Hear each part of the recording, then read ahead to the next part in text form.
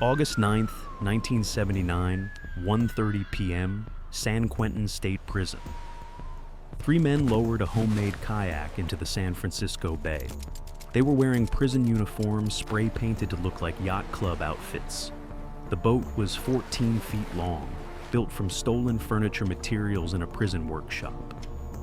They had 1 hour before the afternoon roll call revealed their absence. 1 hour to paddle across the most dangerous waters in California. 1 hour to become the first men ever to escape San Quentin by boat. The kayak started sinking before they reached open water. How do you build a boat inside America's most violent prison? How do you sail past armed guards who shoot to kill? And what happens when your escape craft falls apart in the middle of the bay?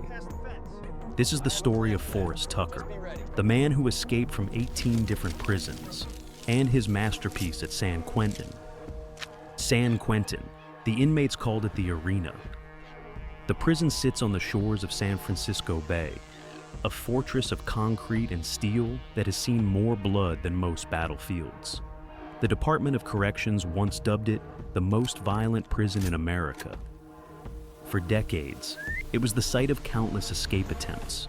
Most ended in a hail of bullets, or in the cold, unforgiving waters of the bay. The prison itself was a relic. Massive stone walls 20 feet high. Guard towers dotted the perimeter, each one manned by sharpshooters trained to shoot to kill. No warning shots. If you ran, you died. On 3 sides, the walls had never been breached. On the 4th, the San Francisco Bay served as a natural barrier, a deadly moat with strong currents and freezing temperatures. The water had claimed the lives of countless would-be escapees. The authorities were proud of San Quentin's reputation as an impenetrable fortress. Forrest Tucker saw things differently. To him, the prison was just another puzzle to solve, and he had solved plenty in his time. Tucker had been slipping out of jails and prisons since he was a teenager. 17 times he had managed to escape, each time adding to his growing legend as one of the greatest escape artists of all time. But Tucker wasn't just running from the law. For him, escaping was about something deeper. It was about proving to the world and to himself that he was somebody. Growing up during the Great Depression, Tucker idolized the gangsters of the era, men who lived by their own rules, men who took what they wanted from life. He saw himself as one of them, a larger-than-life figure who refused to be caged. In October 1978, Tucker was sentenced to 10 years in San Quentin for an armed robbery in Modesto. He was nearly 60 years old. At 30, 10 years might have seemed manageable. At 60, it was a death sentence. From the moment the handcuffs were slapped on his wrists, Tucker was already plotting his next escape. His first challenge was getting out of the main building. San Quentin was designed to keep men like him inside, but Tucker knew that for every problem, there was a solution. He had never relied on brute strength. He didn't have much of it left anyway. Instead, he used the one thing that had never failed him: his brain. Tucker kept his mouth shut, kept his eyes and ears open. It wasn't long before he caught wind of something interesting. The prison industry's workshop. San Quentin had a workshop where inmates made furniture for state offices and public buildings. It was located on the prison grounds, but outside the main building. Security was less intense there, maybe even a little lax. Tucker saw an opportunity. Getting a job in the workshop would allow him to move in and out of the main facility, give him freedom to explore, freedom to plan. Of course, it wasn't going to be easy. Tucker was a high-risk prisoner, locked up for bank robbery. Men like him weren't supposed to have free rein around the prison grounds. But Tucker knew how to adapt. His latest con was simple: play the part of the harmless aging inmate. He used his age and seemingly docile demeanor to lull the prison officials into a false sense of security. Before long, he had managed to get himself assigned to work near the wharf where the workshops were located.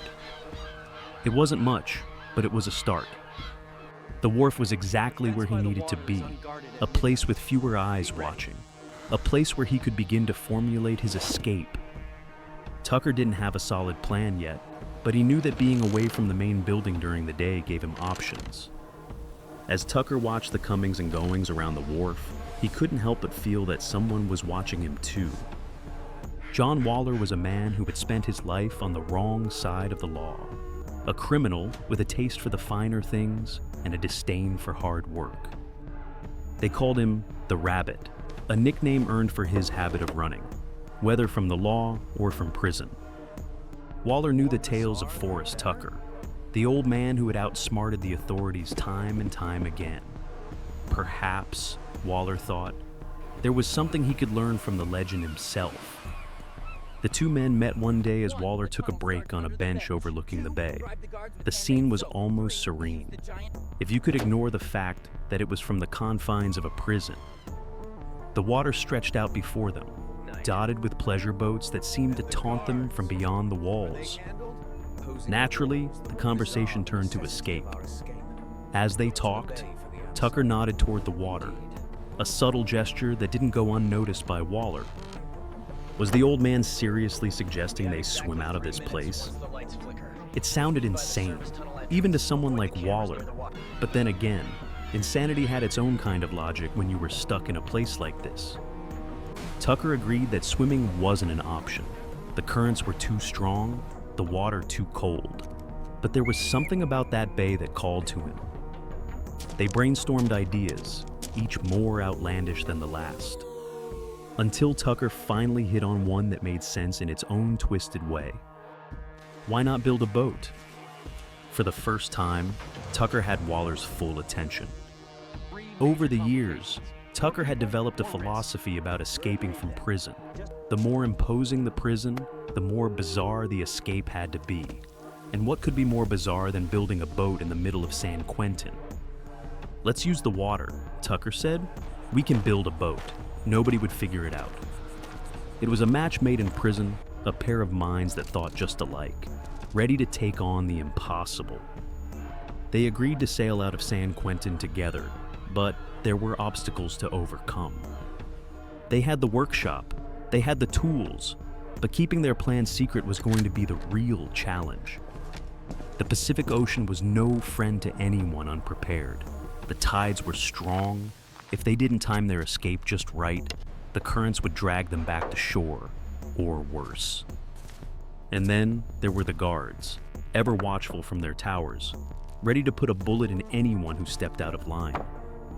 Tucker knew he needed more than just Waller. He needed someone with a mind for escape and the ability to keep quiet. That's where William McGurk came in. McGurk was 38 years old, a history of armed robbery, and a successful prison break already under his belt. Back in 1970, he and a few other inmates had managed to plug the toilets in a San Francisco jail, walked right out during the chaos that followed. It was the little stunt that had landed him in San Quentin. Bringing McGurk into the fold was a risk. The more people who knew about the plan, the greater the chance someone would talk.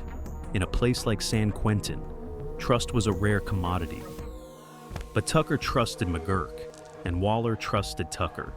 So, the trio was formed. With their crew assembled, the three men turned their attention to the biggest obstacle yet. How do you build a boat, get it to the shore, and set sail for freedom, all under the noses of the guards? After 2 days of careful reconnaissance, Tucker began to piece together the flaws in San Quentin's supposedly impregnable defenses. He had identified something crucial: guard tower number 4.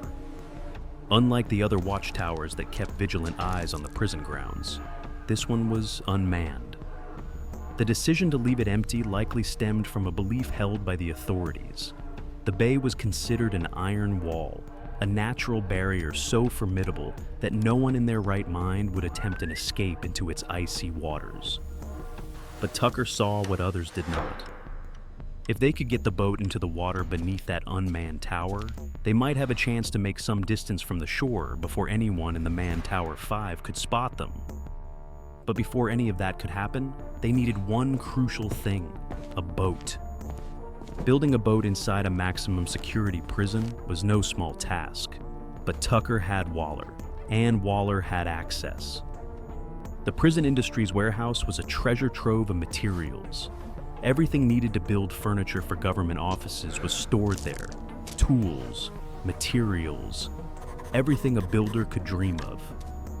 For Tucker and Waller, it was the perfect cover, the ideal opportunity to gather what they needed without raising suspicion.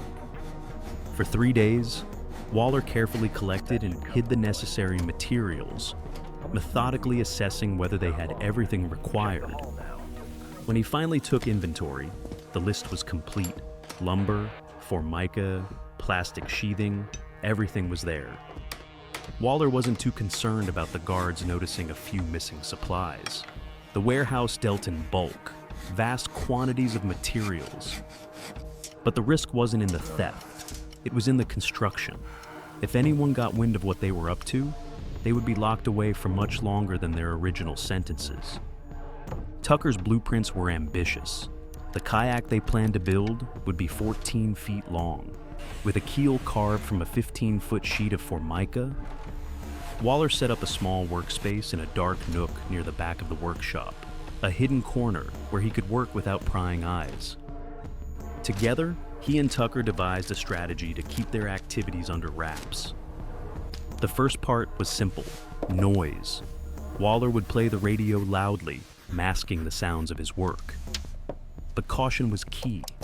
He could only work for a couple of minutes at a time, constantly checking to see if any guards were approaching, rushing back to his task.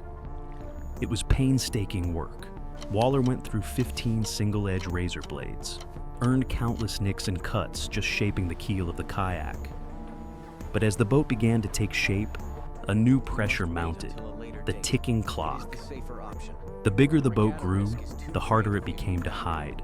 A 14-foot keel isn't something you can easily tuck away in a prison workshop. Tucker gave them less than a week to finish the job. They would need to work at breakneck pace. Waller focused on construction. Tucker ferried items back and forth. McGurk's job was to keep his mouth shut. But McGurk wasn't just sitting idle. He had an important role to play, figuring out the tides. He managed to steal the tide report for the bay from a local newspaper. Poring over the data, McGurk identified the best window for their escape. August 9th, 1979, just 3 days away. They wanted to launch as close to full high tide as possible, minimizing the risk of running aground on the bay's muddy shores. But there was a catch. August 9th wasn't just any day. It was also the day of the Marin County Yacht Club's regatta. The bay would be full of spectators, sailing ships, quirky vessels decked out in streamers for the celebration. It was a recipe for disaster. Waller suggested they wait for a later date, but Tucker knew better. Delay the escape and the guards might discover the boat. The pressure was mounting.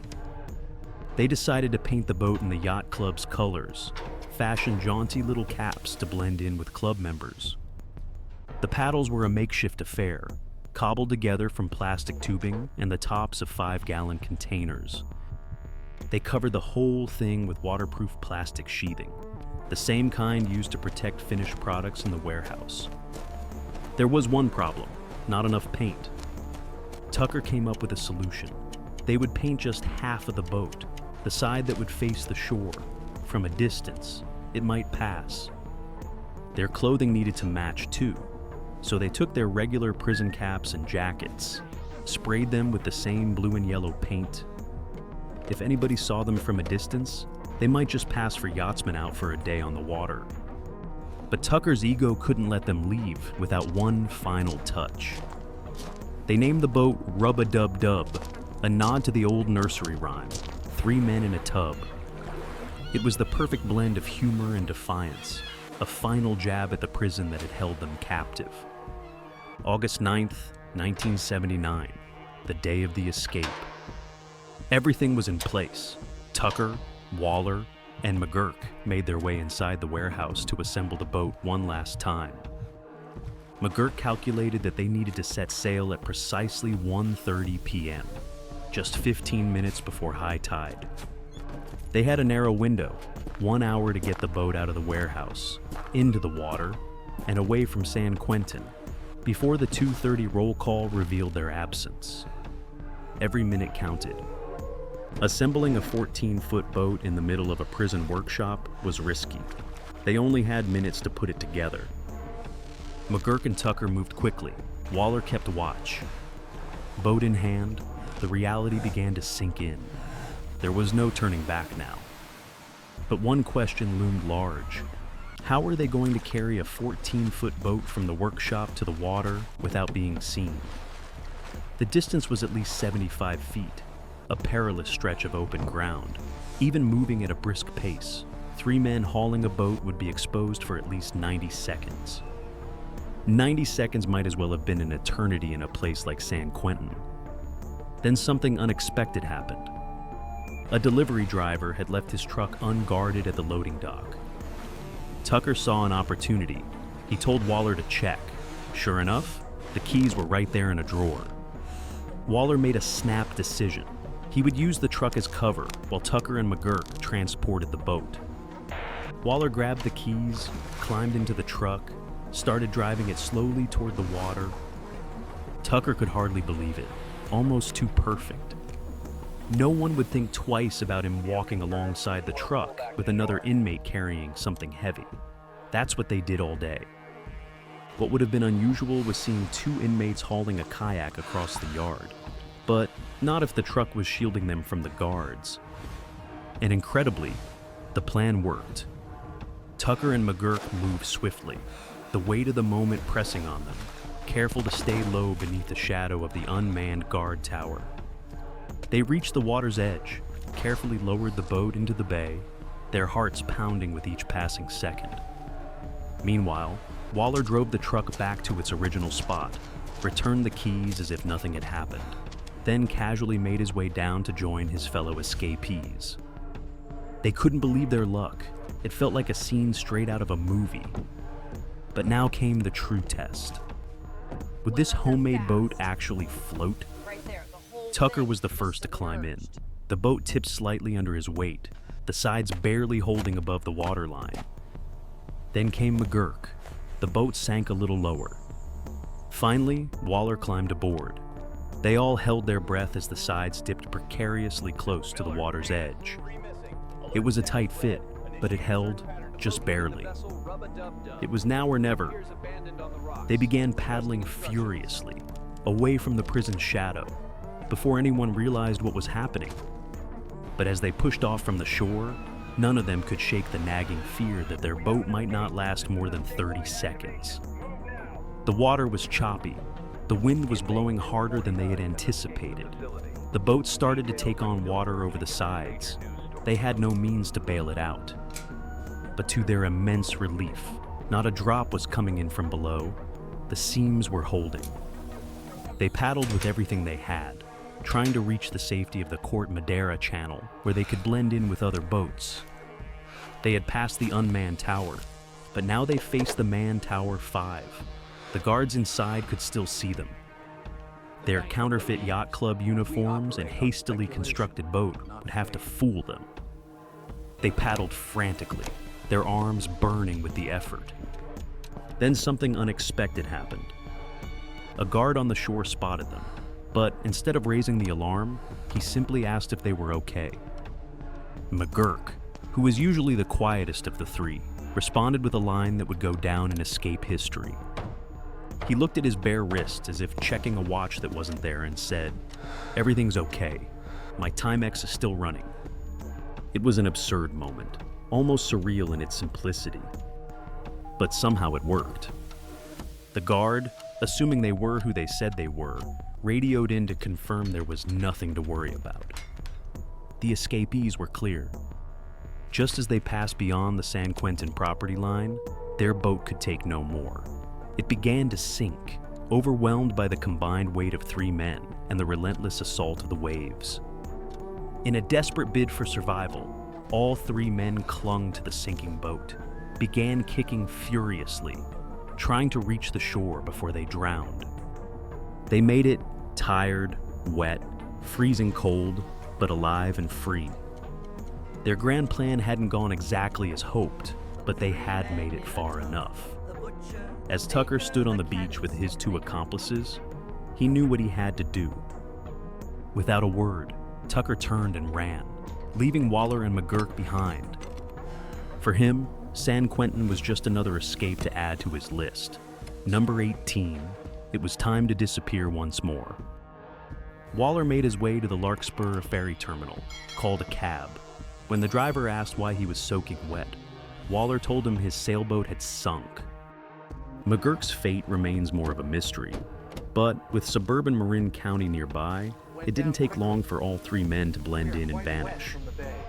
It wasn't until later that afternoon during roll call that the guards realized they were 3 men short. By then it was too late. When the guards finally stumbled upon the boat labeled Rub-a-Dub-Dub, there was no laughter, especially not from the warden. What was supposed to be a symbol of San Quentin's impenetrability had been turned into a nationwide joke. The embarrassment was palpable. A statewide manhunt was launched.